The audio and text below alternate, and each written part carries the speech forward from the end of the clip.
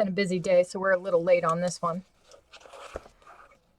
MaDDtober, day 3, prompt is absorbed. All right, let's figure out how to draw absorbed. I guess like an obvious way to do it would be like a book. Everyone can relate to that. Most people anyway can relate to being absorbed in a good book. Absorption itself is really, really key to maladaptive daydreaming. It's such a big part of it, in fact, that there's a video on his YouTube that Ellie Sommer did that says like if he could like rename maladaptive daydreaming, if he was going to name it something else, one of the big contenders would be like dissociative absorption disorder. Like that's how integral absorption is to maladaptive daydreaming.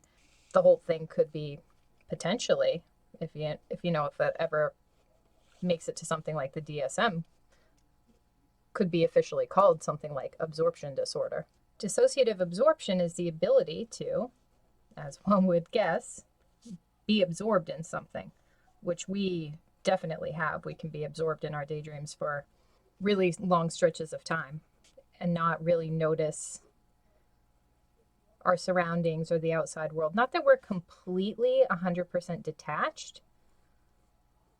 You can still, walk. You might walk into a lamppost or something, but for the most part, you won't get killed or anything. If you're a pacer, like pacing around your bedroom, you might stub your toe once in a while, but for the most part, you'll avoid the furniture. There is sort of a little bit of awareness with it.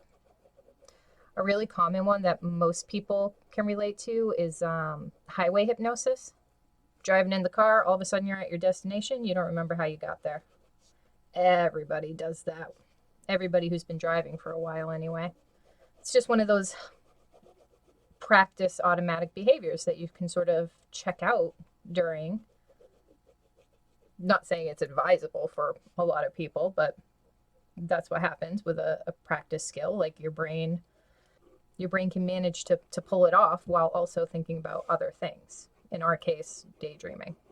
So when you're doing something that you're into, like reading a real good book, and your ego just sort of falls away for a minute, you forget you exist. It's just the book playing in your mind's eye. That is dissociative absorption. And dissociative absorption itself is not pathological. Immersive daydreamers do it all the time, and they're fine. But it is counted on dissociative scales. Or counted? I don't know if counted is the right word. But like it's measured on the DES. Like I said, it's not pathological, and a lot of people sort of hesitate to call it pathological at all because it's so ridiculously common. But we could, in theory, represent the first known sort of, I guess, pathological end of the dissociative spectrum. So people ask a lot, is MD dissociation? Is it a dissociative disorder? And the short answer is yeah. But the long answer is also yeah.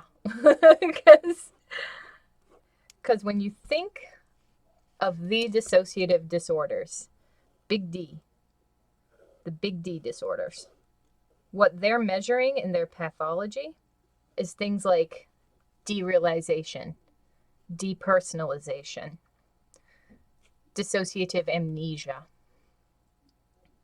They're not measuring the little d.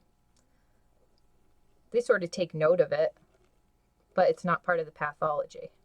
Whereas with maladaptive daydreamers, this little d is our big D. And these big Ds are our little d's. Like, it's not that we don't get symptoms of them. Like, sure, they might pop up from time to time, but they're not the main issue. Just the little d's over here. Not to say that you can't have both. You can have both. If you've got one of the big D's as a comorbid disorder, this might be all messed up for you. But just maladaptive daydreaming, assuming no comorbidity like that, the little d is your problem. So yeah, it's a dissociative disorder, but you have to, I don't know, maybe watch your words when you're telling someone that, because probably what their mind will actually go to are these other disorders that aren't, we don't share a whole lot in common. They're going to think like OSDD kind of stuff, DID, things like that. They're going to think. And we're just sort of not really in the same wheelhouse. We have some superficial things in common, but the major part, the core of it, is a little different. So yeah, I think that's where we're going to leave it tonight. It's been a long day. This is super late. It's super short. That's probably preferable anyway. Nobody really likes these videos, but I hope they're at least a little bit informative to hear me like rambling on or whatever. Anyway, MaDDtober, if you want to do it, we're a few days in, it doesn't matter. Just jump in for the prompts that you like the look of. You don't have to do every single day. Hashtag it MaDDtober, post it somewhere.